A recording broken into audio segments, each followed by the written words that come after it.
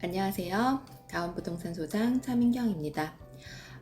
오늘은 매물 소개가 아니고 그 부동산 아파트 전세 계약을 작성하는 법을 간략하게 설명을 해드리고, 그 전세 계약서 밑에 저희가 특약 같은 문구를 적잖아요. 그 특약 문구는 어떤 식으로 작성을 해야지만 효율적으로 우리 권리 보장을 받을 수 있는지, 그리고 그 문구 하나하나에는 어떤 뜻을 내포하고 있는지, 그런 거를 저희가 설명을 조금 해드리려고 해요. 젊은 사람들, 그러니까 사회초년생 같은 분들은 계약서를 처음 작성하다 보니까 특약 문구를 어떤 식으로 작성해야 되는지 모르시고 오시는 분들이 있더라고요. 그래서 뭐 특약 문구 같은 거 인터넷에서 검색하셔가지고 쭉 뽑아 오시는 경우가 있어서, 제가 뭐 이런 시간을 한번 가졌으면 좋겠다라고 그냥 저 혼자서 생각을 해본 적이 있었는데, 이렇게 제가 쫙 정리를 한번 해봤으면 좋겠다라고 생각을 하면서 이런 프로그램을 한번 만들어 봤어요. 혹시라도 뭐 도움이 되셨으면 좋겠고, 아니면 아시는 거 많은 분들이 검색을 하시면서 아실 수도 있어요. 그래도 조금이라도 도움이 되면 좋고요. 아니어도 어쩔 수 없고요. 그래도 제가 알고 있는 지식이 조금이라도 많은 분들한테 도움이 되면 더할 나위 없이 좋으니까요. 제가 부족하지만 그래도 정리를 좀 깔끔하게 해보려고 노력했습니다. 시작해 볼게요.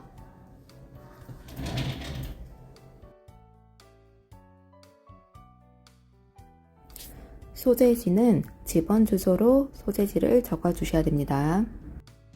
토지의 지목, 면적, 대지권 종류, 대지권 비율은 등기부 등본 및 건축물 대장에서 조회해서 작성하도록 합니다.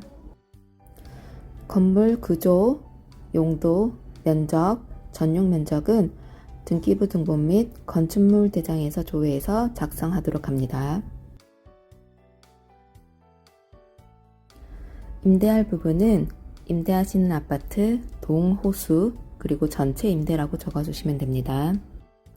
전세 보증금이 2억 1천만 원이라고 가정했을 경우 금 옆에는 한글로 2억 1천만이라고 적어주시면 되고, 그 옆에는 숫자로 2억 1천만이라고 적어주시면 됩니다.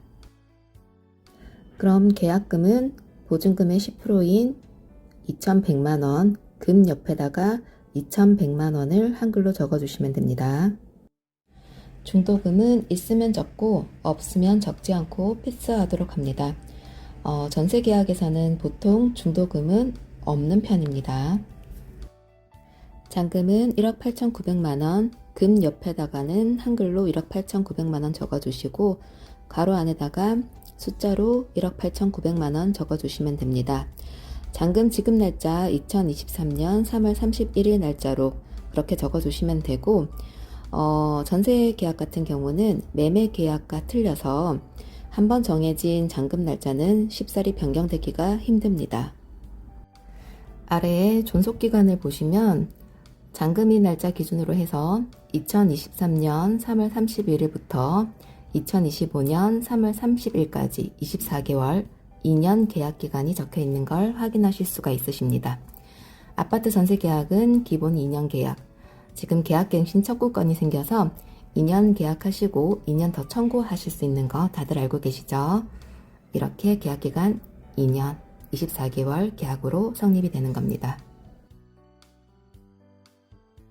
이제 특약 작성하러 가볼까요? 특약 작성 문구는 어떻게 넣고 그 문구에 포함된 뜻은 어떻게 되는지 설명해 드리도록 할게요. 1번, 현 시설물 상태의 계약이며 공부 및 시설물 상태를 유관으로 확인하고 하는 계약이다. 현 시설물 상태의 계약이다. 이 말은 새집 같은 경우는 상관이 없지만 보통 진영 같은 경우는 연식이 오래된 아파트가 많아요. 그래서 들어가는 집에 도배장판을 해주는 경우도 있지만 도배장판을 안 해줄 경우 지금 눈으로 봤던 도배장판이 안 된 상태, 이거를 현 시설물 상태 그대로 들어가는 계약이니까 그걸 한 번 더 확인하시라고 이렇게 문구를 넣어드리고 있고요. 그 다음에 공부 및 시설물 상태를 유관으로 확인하고 하는 계약이다. 임차인분이 계약 진행하기 전에 저희가 확인해야 될 공부, 등기부 등본, 등기 권리증이라고 불리는 등기필증 확인하셔야 되고, 건축물 대장, 표제부 전유부 확인하셔야 되고, 토지 이용 계획 확인서까지 확인하시고 난 다음에 집 상태 임차인분이 직접 가셔가지고 육안으로 더 확인하시고 진행하는 계약이다. 이 문구 확인하신 다음에 계약을 진행하셔야 돼요.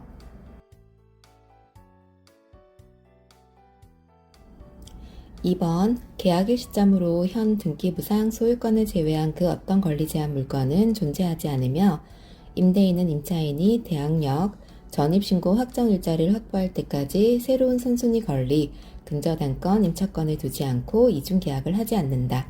이 2번 특약은 근저당, 즉 대출이 없는 집에 전세 들어갈 경우에 한해서 이 특약을 사용하고 있습니다. 이 특약을 해석하자면 지금 계약하는 시점으로 등기부에 보시면 소유권을 표시하는 갑구가 있고 소유권 이외의 권리를 표시하는 을구가 있어요. 갑구에 소유권을 표시하는 갑구에 지금 그 소유권자만 표시가 되고 을구에 소유권 외의 모든 권리가 표시되지 않고 있으니 공시되어 있는 권리가 없으니 안심하셔도 된다라고 한번 표시가 되어 있고요. 그 다음에 여기 보시면 임대인은 임차인이 대항력 전입신고와 확정일자를 확보할 때까지 새로운 선순위 권리를 두지 않는다라고 되어 있어요.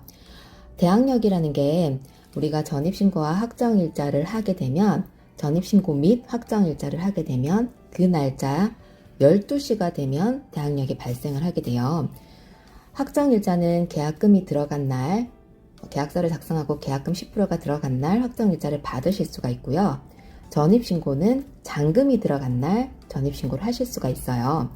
그러니까 잔금, 확정일자를 받고 계약서를 가지고 있다가 잔금을 넣고 나서 그날 우리가 전입신고를 하게 되면 그 잔금 들어간 날짜 기준 12시가 돼야지만 대항력이 발행이 되는데 예전에는 임대인분이 우리 잔금 들어간 날 12시가 돼야지만 임차인은 대항력이 생기잖아요.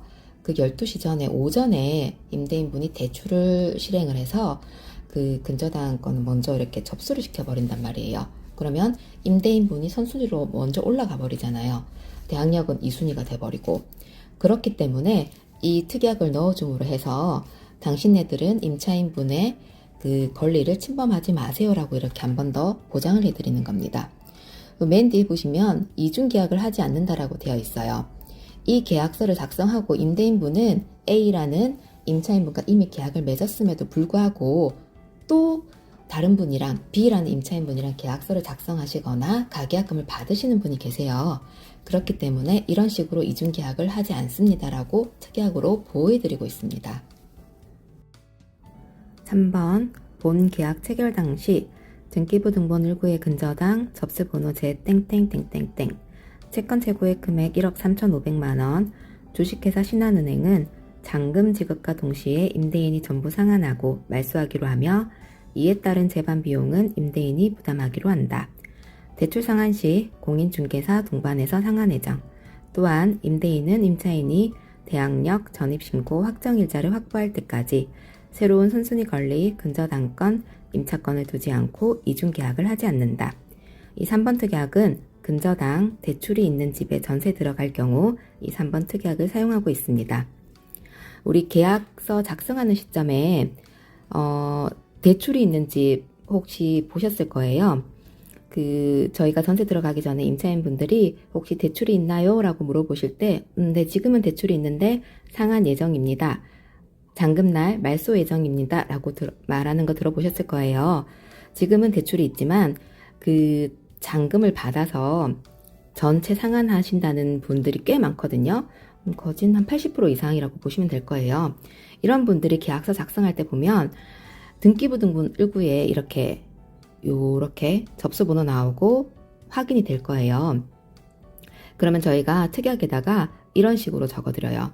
본 계약 체결 당시 등기부 등본 이런 접수번호가 나오고 금액이 나오고 어느 은행에서 지금 이렇게 근저당을 잡고 있는지가 나오기 때문에 이런 식으로 쫙 적어드리고 잔금 지급과 동시에 임대인이 전부 상환하고 말소를 해주는데 이 비용이 들기 때문에 이건 임대인분이 전부 다 부담을 한다라고 적어드리며 이게 가로 안에 보시면 대출 상환할 때 공인중개사 동반해서 상환 예정이라고 꼭 적어드리고 처음 가계약금 들어갈 때부터 이런 식으로 번거로운 절차가 있지만 이거를 오케이 해주셔야지만 저희가 가계약금 넣고 진행할 겁니다 라고 저희는 설명을 해드리고 있어요. 잔금날 가상계좌 받아서 넣으면 너무 간편하죠. 그런데 잔금일을 저희가 이틀 전, 하루 전 잔금일입니다. 가상계좌 받아주시고 꼭 진행하시고 말소 접수증 말소하신 다음에 말소 접수증 꼭 보내주셔야지만 임차인분한테 확인시켜드리고 혹시나 전세잔금 대출을 받아서 진행하시는 분들이 있거든요. 그런 분들은 은행에 그 접수증을 보내줘야 돼요. 그 당일날까지 5시까지인가. 근데 이 임대인분이 본인이 이렇게 뭐 보내줘야 되고 뭐 이런 경우가 아니다 보니까 그날 골프 약속 있다던가 뭐 깜빡하고 저기 다른 데 약속을 가셔가지고 도저히 은행에 갈 수 없는 상황이다. 또 스마트 뱅킹이 안 되고 폰 뱅킹이 안 되시는 분인데 은행에 못 가기 때문에 오늘 안 될 것 같다. 그러면 이분들은 분명히 동시상환이라고 알고 계시는데 동시상환이 안 되게 되면 불안한 거죠. 1순위가 안 되니까. 이렇게 되면 저희는 사건 사고가 터지는 거예요. 그래서 어쩔 수 없이 다 번거로워요. 임대인분은 은행에 가셔야 되고 뭐 빠르면 30분 안에 끝날 수 있는 문제인데 이거를 뭐 좀 딜레이 되거나 이렇게 되면 뭐 1시간 더 걸릴 수가 있어요. 그럼 저희도 약속 시간에 가서 기다려야 되고 뭐 기분 나쁘신 임대인분 모셔가지고 뭐 괜찮냐 뭐 사장님 못 믿는 건 아니지만 이렇게 진행이 돼야 된다라고 이렇게 말씀드리면서 뒤에서 좀 대기했다가 말소 접수증 챙겨서 사진 찍어서 보내드려야 되고 이런 번거로운 절차가 있지만 그거는 서로 좋자고 하는 거예요. 임대인분도 좋으셔야 되고 임차인분들도 보장을 해드려야 되니까. 그래서 깔끔하게 진행을 하려면 이게 제일 좋습니다. 그래서 저희는 이런 특약을 고수하고 있고 임차인분들도 안심할 수 있고 임대인분들도 안심할 수 있는 이런 특약을 적어서 그런 식으로 진행을 하고 있어요. 이게 FMA이고요. 그래서 이렇게 해야지만 뭐 서로가 좋은 게 좋은 거니까 이렇게 했을 때 사건 사고가 생긴 경우는 없었거든요. 근데 하고 나면 막상 잔금일 돼가면 임대인분한테 민원이 많이 들어오긴 합니다. 꼭 이렇게 해야 되냐, 이렇게 하는 부동산은 없었다, 내 인생에 이런 거는 없었다, 이런 식으로. 당연히 여태까지 이렇게 해보시지 않았는데 이런 식으로 하자 그러면 당연히 말씀이 많을 수밖에 없죠. 근데 문제가 많고 지금 뉴스에서도 이런 일이 있잖아요. 막 방송이 나오고 이러니까 저희도 저희 몸을 사리기 위해서는 어쩔 수가 없다는 거, 여기 방송 보시는 뭐 임대인분이 계시다면은 그런 부분 한번 헤아려 주시길 바랄게요. 그리고 밑에 부분 여기 대항력 부분이나 선순위 권리 이 부분은 앞서 2번 특약이랑 동일하기 때문에 제가 추가 설명은 따로 드리지 않겠습니다. 4번 계약기간 중 소모품 교체 및 수리 비용은 임차인이 부담하고 노후로 인한 시설물의 고장은 임대인이 수리해준다. 이거 다들 많이 보셨던 특약 같아요.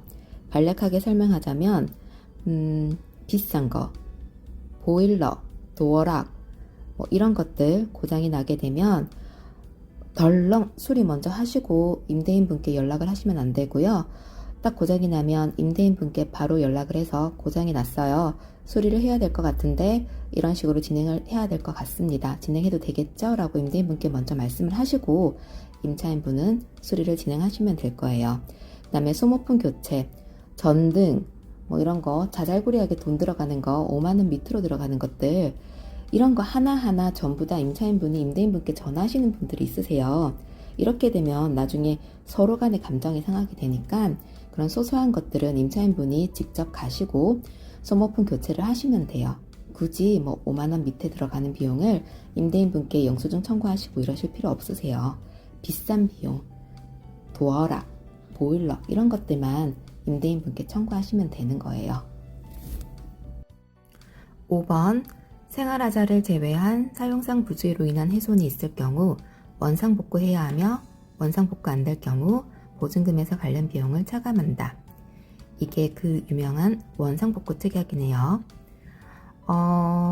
계약기간 동안 살면서 도배가 뭐 생활하자를 조금 생활에 뭐 때를 묻어서 누렇게 변하거나 조금 손때가 묻거나 이런 거는 도배를 다시 해줘야 될 필요가 전혀 없어요. 다만 부부가 사시면서 평소에는 너무 금슬이 좋아. 근데 이제 약주를 조금 하시고 기분이 업된 상태에서 부부싸움을 좀 해서 방문에 이렇게 힘을 빡 해가지고 문짝이 파손되거나 그렇게 되면 이거는 당연히 원상복구 해주셔야 되고, 원상복구를 못해주고 피차 못해주고 나올 상황이 되면은 이거는 보증금에서 관련 비용을 문짝 비용만큼 차감이 될 수도 있다, 이런 내용입니다. 그리고 많은 분들이 저한테 질문을 조금 해주시긴 했어요. 내가 애가 있는데 들어갈 때는 도배가 깨끗했어요. 근데 우리 애가 어리다 보니까 도배에 조금 이렇게 낙서를 좀 했어. 이런 부분은 굳이 도배해줄 필요 없죠? 근데 임대인분이 해달라고 하는데 이거 해줄 필요가 있나? 이렇게 물어보시는 분들이 있으세요. 이거 임대인분이 착하셔서 그냥 넘어가면 좋아요. 그렇지만 임대인분이 이거 해주세요 라고 하면 해줘야 되는 부분은 맞아요. 들어갈 때 깨끗했잖아요. 그리고 이거는 생활에 때가 묻어서 그런 것도 아니에요. 거기에 자녀 있으신, 어린 자녀가 있으신 그 생활 구성원이 들어갔기 때문에, 가족 구성원분이 들어갔기 때문에 그 벽에 낙서가 된 거죠. 그리고 자녀분들을 조금 조심스럽게 하지 마라 주의를 줬었다면 이렇게 벽에 낙서가 생길 일은 없었어요. 그렇기 때문에 임대인분이 이거 원상복구 해주세요 라고 했다면 원상복구 해주셔야 됩니다. 아니면 그 비용만큼 주고 나오셔야 되는 게 맞는 거고요. 6번, 관리비에 포함된 장기수선 충당금은 임차인이 납부하고 임대차 기간 종료 시 정산하여 임대인이 임차인에게 지급한다. 장기수선 충당금 많이 들어보셨죠? 예전에는 몰라서 못 받아가는 돈이었는데 지금은 워낙 유명해진 장기수선 충당금이라서 웬만해선 다들 알고 계시더라고요. 우선 장기수선 충당금이 뭐냐 이렇게 설명을 하자면, 장기수선 충당금은 관리사무소에서 그 아파트 내를 수선하기 위해서 세대별로 거두는 비용이라고 보시면 돼요. 장기수선 충당금은 아파트 고지서, 관리비 고지서에 장기수선 충당금이라고 해서 금액이 고지가 되어 있어요. 조그만한 항목으로.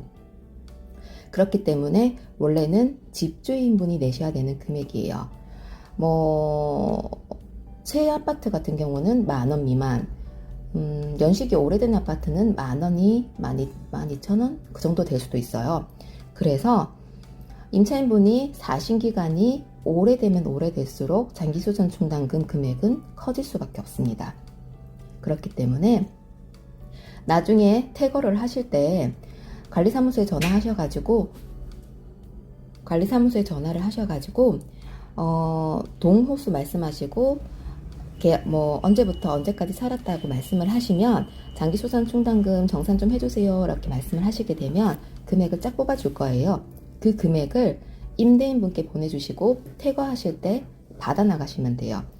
퇴거하실 때 못 받아 나가시게 되면 나중에 임대인분은 모르쇠로 일관하실 수가 있기 때문에 그때 꼭 받아 나가시기를 저희는 추천해드리고 있어요. 7번, 계약기간 만료 전 이사 시 현 임차인이 타 임차인으로 대체하고 대체하기 전 관리비 및 중개보수는 현 임차인이 부담한다. 여기서 말씀드리는 계약기간은 저희가 처음 계약서를 작성할 때 적는 24개월 계약기간을 말씀드리는 거예요. 3개월 전에 이렇게 계약기간 돼서 나가려고 생각을 합니다. 이렇게 되는 거는 해당 사항이 없으시고요. 계약기간 24개월인데 그 6개월 전에 저 미리 좀 나가야 될 것 같아요. 이렇게 만약에 진행이 될 경우는 거기에 대반되는 거 중개보수는 당연히 지금 살고 계시는 임차인분이 부담을 하셔야 되고 새로운 임차인은 또 구해주셔야 된다. 이런 내용인 거죠. 7번 특약을 마지막으로 오늘 준비한 건 여기까지였습니다. 오늘 시간 어땠는지 모르겠어요. 오늘 아파트 전세 계약서 작성하는 법이나 그리고 특약 딱 중요한 것만 이렇게 딱딱딱딱 제가 정리를 해봤는데 전세 계약서 작성할 때 특약 나머지 건 다 필요 없고 이 정도만 있으면 특약란에 꽉 찰 거예요. 이 정도로 해서 임차인분이나 임대인분 권리 다 보장 받으셨으면 좋겠어요. 오늘 좋은 정보 되셨다면 나가시기 전에 구독과 좋아요 꾹꾹 눌러주시고 나가주세요. 감사합니다.